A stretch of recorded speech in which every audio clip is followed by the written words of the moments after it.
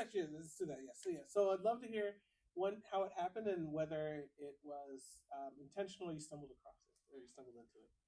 Yeah. Um, it was both. So it was intentional, but I only thought of it because my manager said, "Hey, I think you'd be really good at this. It's just gonna take some time." So I'll walk you through my internal transfer story. And as we're filming this, one of my friends who also had an internal transfer just walked into the room. Um, so I was working as a business analyst. I built this workflow that automated a process, and I impressed my manager and the whole team because I added a lot of value. And they said, "Hey, we thought you'd be really good as a software engineer. Um, you should try to do that." And the whole process took about 6 months. And luckily, because this company was already working in person, it helped expedite the internal transfer process. Because technically, even though it was a startup, I was in the business department, which is a separate department from the engineering department.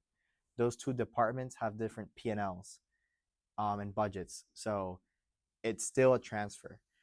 And luckily, I had some touch points with someone in HR, someone on the engineering side. I had to meet them because I didn't know who they were. I had started this company remotely, and it definitely takes a little bit of finesse and skill because um, you're not a high priority email for anyone, right? And if you're trying to make this transition, um, you definitely can't think about pay.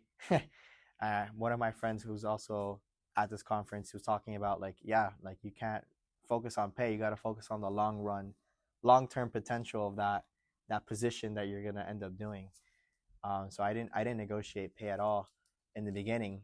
But once the transfer went through, you best believe I did negotiate for pay, and I got a slight bump. But it was more of the long term potential of being upskilled by a company into this into becoming a software engineer.